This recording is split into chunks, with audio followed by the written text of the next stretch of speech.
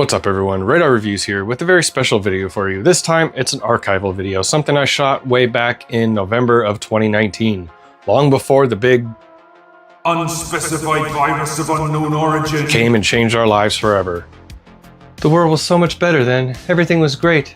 We were so free. So this was a Q&A following a screening of Once Upon a Time in Hollywood, and that film had already been out for a few months by then. It was already almost on its way to Blu-ray and 4K at the time, but I lined up at 7 or 8 in the morning for a showing that started at 2. Then the lady got up and started introducing Quentin Tarantino, and I was fumbling with my phone or, paying attention to getting the shot right. And you'll notice when this video starts that Quentin's basically standing right off to my left. Dumbass! That's not the only interaction I'll have with him that night, because after the screening and people spilled out onto the street, everyone started asking him for an autograph. I've never seen people mob somebody like that, and so they mobbed him and just moved with him as he's trying to get to his car. Sure enough, I had a Mad magazine that was one of the supposed last ones that was a prop for the film. You see it in the film as well. So I'm in the back and I'm thinking to myself, I'm never gonna get this autograph. There's too many people. He's gonna get to his car and leave. Something came over me and I just said, "Hey Quentin, we just signed a Mad magazine."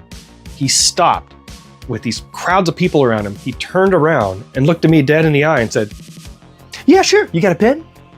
And he signed my Mad magazine.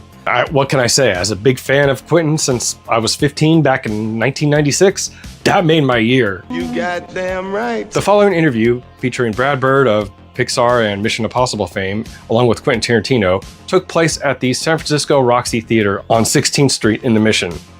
There were times during the Q&A that I had to stop recording and do things with my phone, so you will see some weird edits, and some of them are in mid-sentence, some of them are just kind of jumping topics. So I will say, please try and forgive that, as I hope the content in its entirety will overshadow any of the editing. So without any further ado, let's get into it. Quentin Tarantino. Hey! Woo!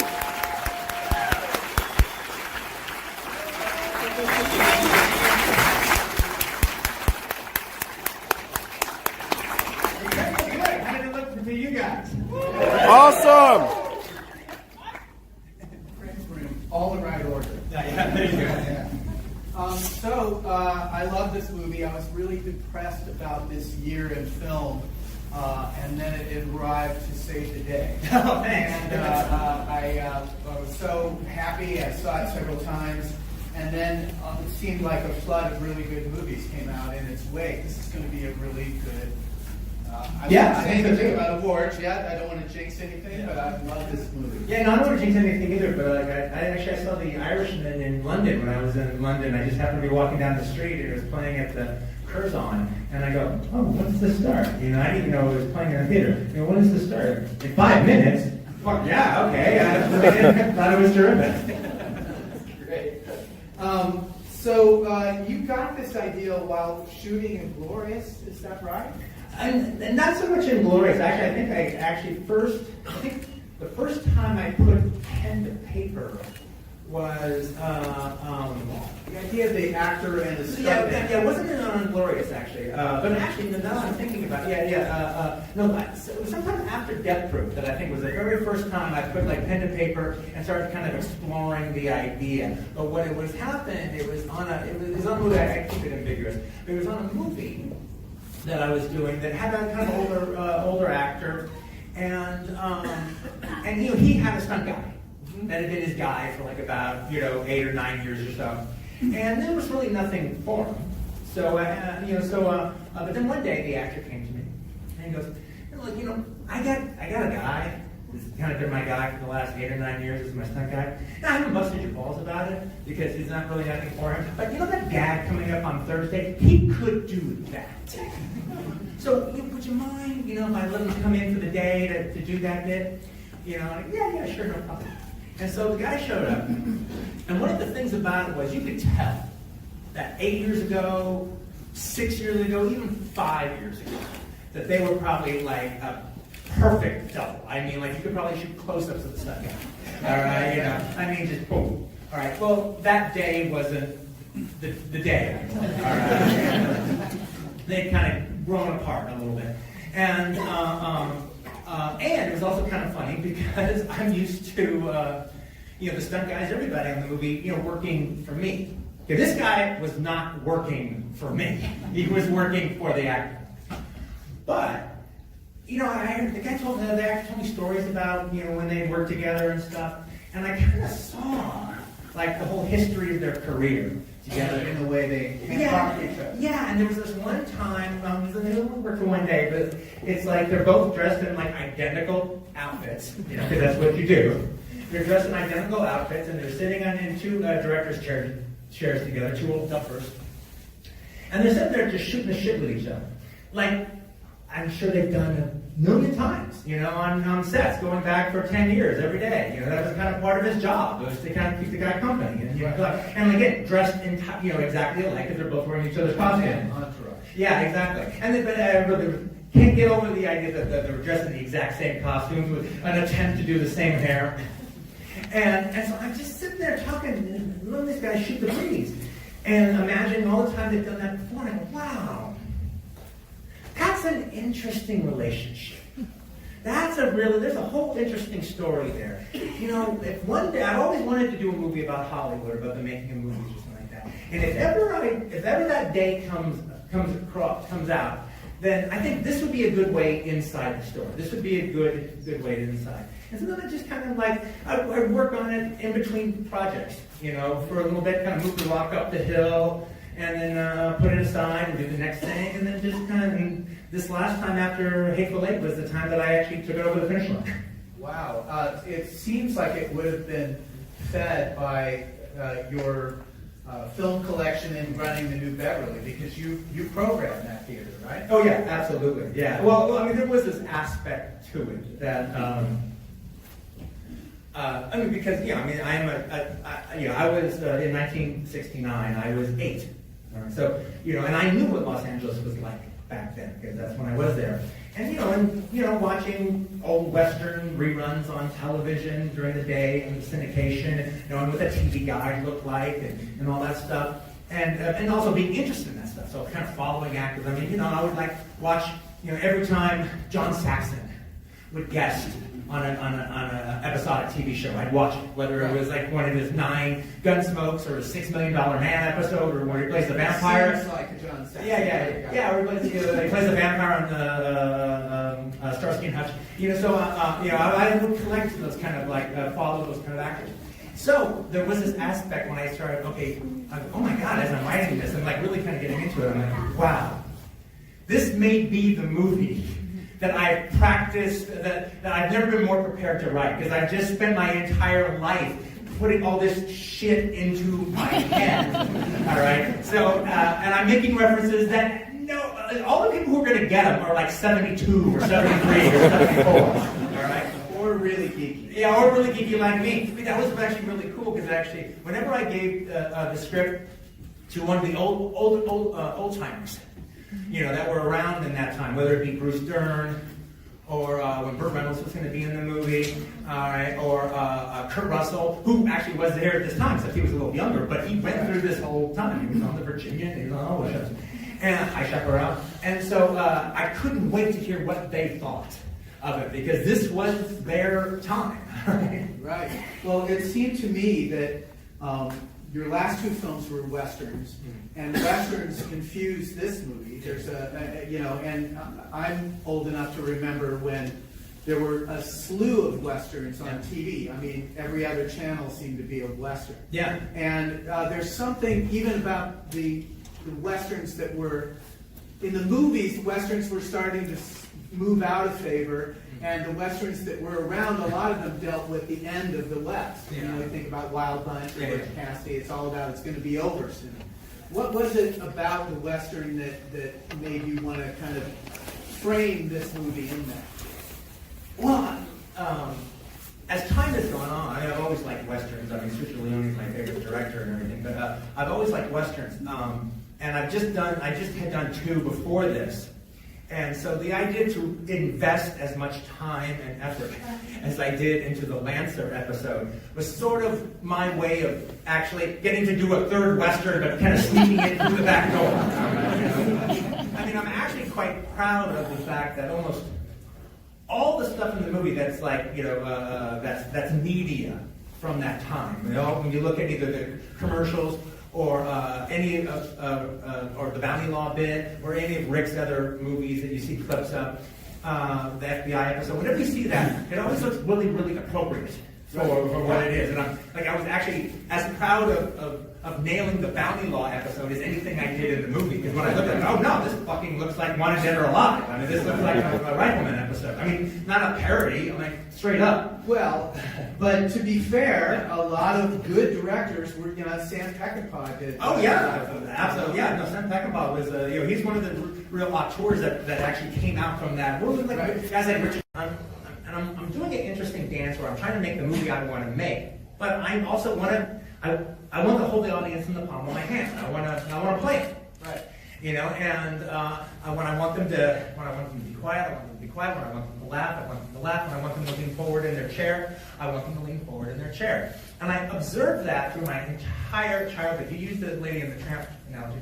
I got to tell you one that to me is one of the most effective times I've ever seen. I actually saw it was a slasher movie. I actually saw this movie 4 times at the theaters when it came out, just to see if the audience reacted the same way.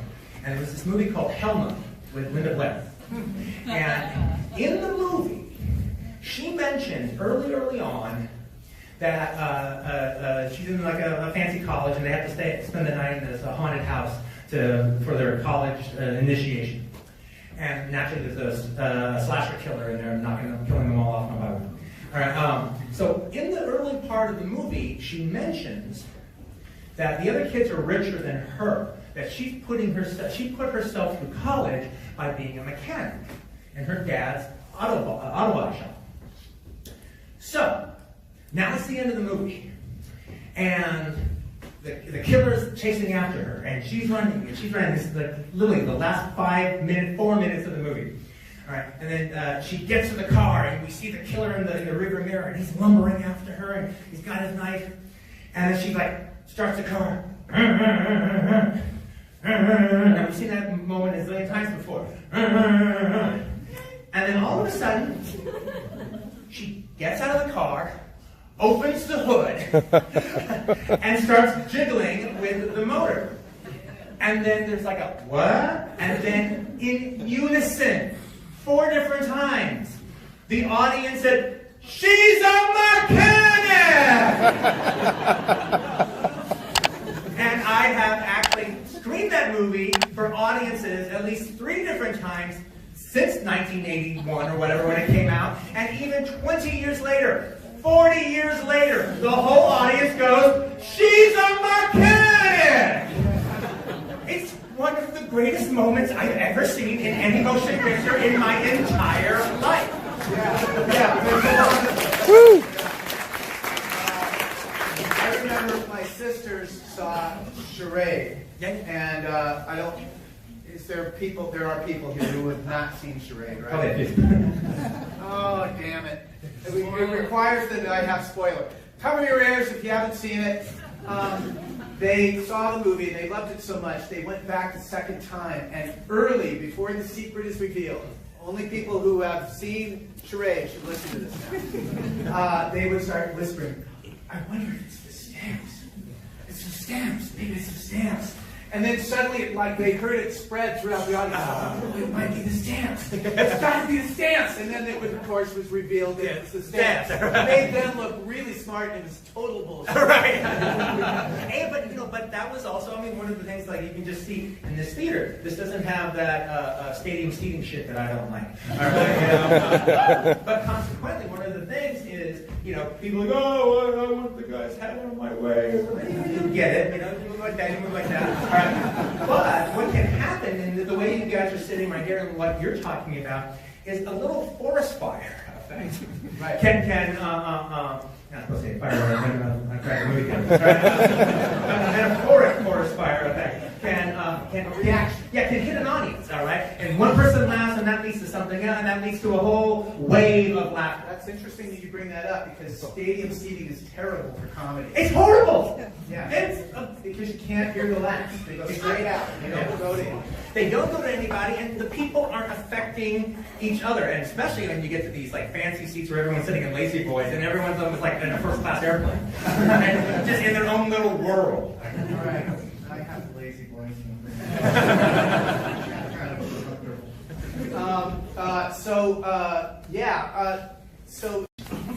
About cinema in as long as it's been around is the screen is big. You start a film and you have an audience of strangers and there's no stopping. And that's the primary thing. And I've even seen like on social media some people being really upset that they can't use the pause button right away. Like, I want, that's my movie. I paid for that movie and I'm going to watch it the way I want to watch it and I don't even want it to be in the movie theater. And I'm thinking, there's a short little window of time. It has all eternity where you can stop, you can watch it on any size shit device you want. You can go and play a game while you're half watching. You can skip scenes that bore you. It's going to exist in that state forever. Right. But there's this tiny window where the filmmaker has something to say about the Presentation, film. yeah. Well, I mean, look, people who say that, well, then we don't need you. Stay home and, we'll watch the stuff on Blu-ray or on your streaming device or streaming whatever. All right, we don't need those things.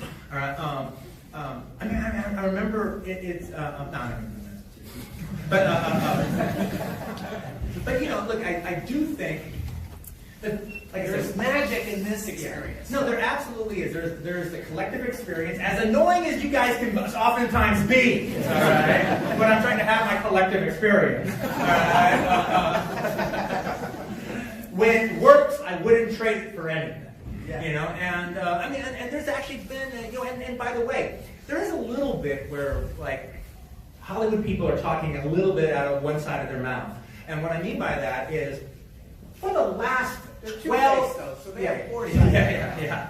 For the last 12 years, most people in Hollywood watch movies not at the theaters; they watch their screeners. Right. All right, at the end of the year, most of the stuff that they're voting for, they're watching it on their screen, so they're doing exactly what they're saying.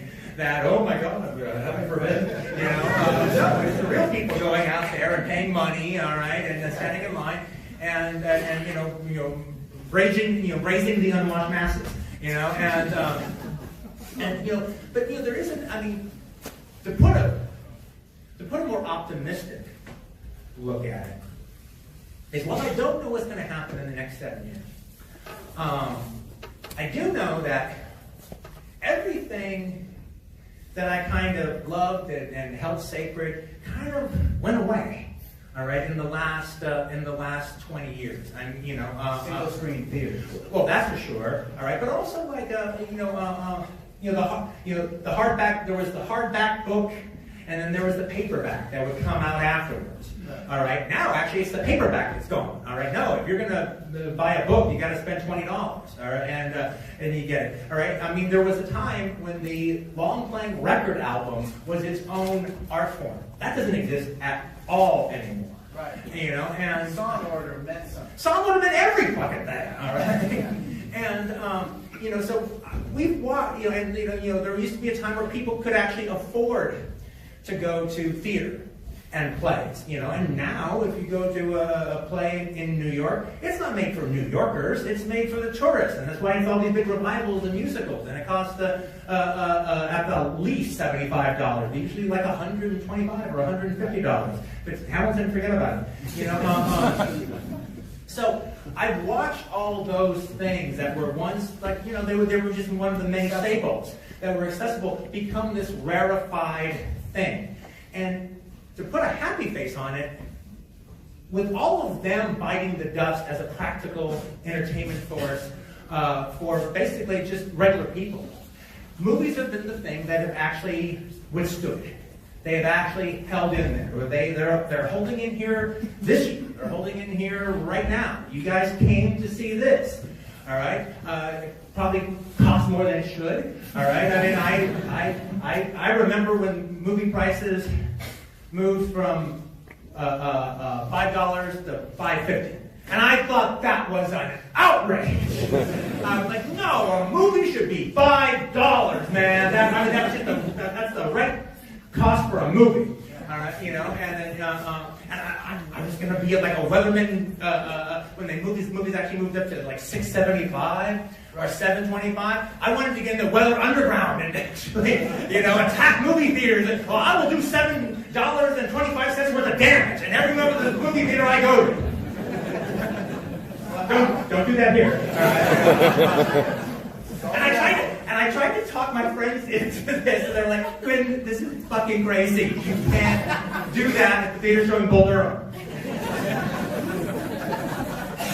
Well, I feel like, you know, been ruined by the multiplex because there used to be a line outside in movies, and the line would all be buzzing about the movie they were supposed to see. Absolutely. I'll tell you the last time I had that, where it wasn't like a special screening, but the last time I had that, where like I went to Westwood on the weekend when a big movie opened, and I made it a point to stand in line because I thought it would be like exciting, and it was. The last time that I had that experience that I had all through the 70s and the 80s was Independence Day. Wow. You know, and it was like, you know, it was that, you don't have to plot Independence Day. It's fine. But I'm telling you, it was 15 times better for having stood in line, all right, for like an hour and 15 minutes. And it was also kind of cool because it was at the Village in Westwood. It was, you know, the movie takes, you know, when Sharon goes to the movie, she goes to Brewwood, it's across the street, the one playing the pendulum with George Papar. But I can't tell you how many movies that have a line would go around the block all the way like 6 or 7 blocks from the box office. I remember standing in, you know, for the Village West of the line for Altered States, and everybody was so excited, and it was just so buzzy. All right, and then you'd see the people get let out. All right, from the other show. I remember going to the Avco Cinema in Westwood for the opening day of Aliens. And so I didn't see the first show. I'm in line. I got there for the first show, and you're going to be in line for the whole first show. I'm going to the 2:30 one or the 3 o'clock one. And so the line goes all the way down the block. Everyone is just so buzzing about what we're going to see. We're so excited. And I actually recognized Jim Cameron. He was there. I know. He was there, kind of making sure that the projection was right, making sure that they were taking care of the moviegoers in the line, and like other people didn't know who he was. I was like, it's fucking Jim Cameron, man. You know? And we were so buzzing, and then you saw the movie, and then man, it delivered beyond our expectations. I mean, that was a rock concert. That wasn't a movie. That was a rock concert. Yes, I've had that happen a few times too. I remember I saw Casablanca on TV, and I thought it was so great I had to see it at a revival house. And I saw it in Hollywood at a revival house, and it was sold out. And the only seats I could get were in the front row, so I'm like looking at it like this. But it was like the Super Bowl of film, because there were more great lines in that movie than any movie ever made. And each one that happened, the audience just went, woo! You know, it's like they just seen somebody throw, you know, an 85-yard touchdown. Well, you know, I even remember like one of the things is like when you get to a movie theater and the place is just all like it's all jam-packed, all sold out. The only seats are like there's ones way over there, way over there. So like, you know, if this is the screen, looking at it like that, all right? And you're like, oh my god, this is gonna be fucking terrible. And then every single solitary time, even when I didn't even love the movie, every single solitary time, 5 minutes, 10 minutes in the movie, I'm not thinking about it. I'm not even thinking about it. The lights go up and I go, oh shit, yeah, I was watching it like that. Well, I want to thank you not only for coming here, but making a fantastic film. I love this film. I wish you all the success in the world.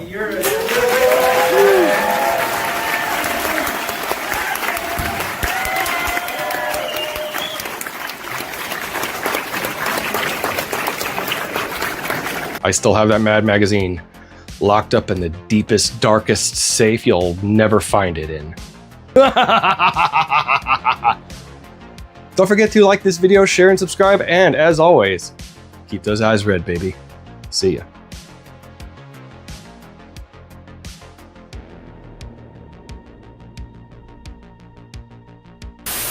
Motherfucker, I'm trying to watch The Last Boys, you know? That daughter ball been here forever. What? Oh, really? So, coffee's good. It gets you higher. But you can at least die like a samurai.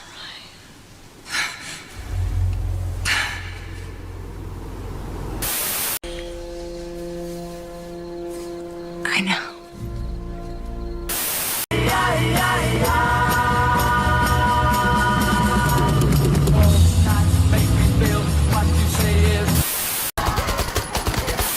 Gentlemen, you had my curiosity, but now you have my attention.